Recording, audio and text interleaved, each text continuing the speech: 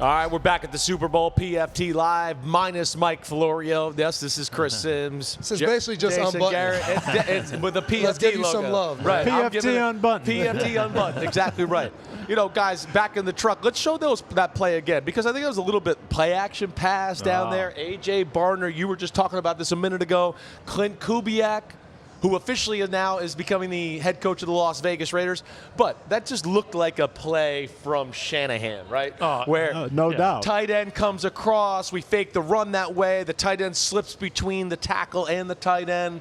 Patriots at that point are going all out on the run game, and A.J. Barner, the play design was phenomenal there. First of all, just like the Shanahan system, we're going to run outside zone until you drop dead. You see it over and over and over again. Now we fake the outside zone, play action, get the guy wide open. Every defender at home watching the Super Bowl was like, man, that's a good one. Because they know if it was back there, they'd have been running down the hill thinking, here it goes. You put two tight ends over there. We're thinking we got to show up in the run game. Just a beautifully designed play. And I remember years ago, your guy Peyton Manning, I think the only reason he liked to run outside zone was for the play action. Absolutely. You know, you extend it like that, and you know they came out in the second half and they said we're going to run it, we're going to run it, we're going to run it. You know what's going to happen? They make a made first down, particularly down there. Extend it, pull it back in. You said it. Man. They're all in the backfield, Wide open. Yeah, wide open. Fish in a barrel. So let's rewind just a little bit. Start the third quarter. Patriots get the ball. It's 9-0.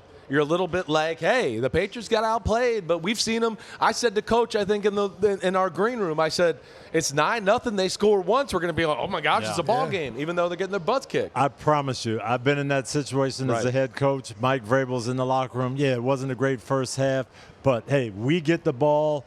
We do what we should do. It's going to be a one-score game. The pressure is going to be back on them. And I know they felt like they would come out and score and make it a one-score game. They go 3 and out.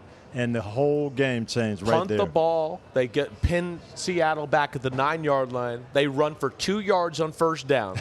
All right. And then Sam Darnold hits 2 big passes. Yep. He hits Shashid on the in-cut, and I believe JSN on a slant route. Yep. And then they were At around midfield, right? Yep. I thought that was really one of the turning points of the football game where you went, ooh, New England could have kind of got back if they could have kept them down and field position. Now you felt like they might break the game wide open. And not only for flipping the field, but for me, they were the 2 best throws that Sam had made up to that point. Yeah. It's a chunk, and then you come back and you get a slant and some run after catch, and it's like, now we're feeling pretty good. We're attacking this thing through the air. Right. And I think that gave them a lot of confidence along with the momentum. And go ahead, Coach. You know what that does to the team, though, and you know as a defender, hey, we're out here balling, our offense is struggling, but now the offense gets that good drive. Hey, our offense has got it going now. We really got to get going. We're rolling, yep. And I was a guy, I'm sitting there because I played in Super Bowl 51, where exactly what we're talking about. We come out and we start on defense, and we're thinking, all right, we get a stop, our offense goes and scores. We come out, we go 3 and out. Your momentum gets going, and then our offense goes 3 and out. Atlanta comes down and makes it 28-3. I'm sitting there like, this is not exactly what we talked about at the half. And I think for the Patriots, that's kind of what happened. The Seahawks go and get another field goal, and then there was another possession where they got it back, and we were sitting there like, all right, this is really, they got to get going. And again, nothing. And then eventually, May hits Hollins for the touchdown. But it felt like, all right, they should go for 2. Maybe this is still a game. But it almost felt like, hey, man, they're just a day late and $1 short in this game. And they were chasing the game all day. Yeah, there's no doubt. But here's the deal on it. I think you have to keep reminding yourself.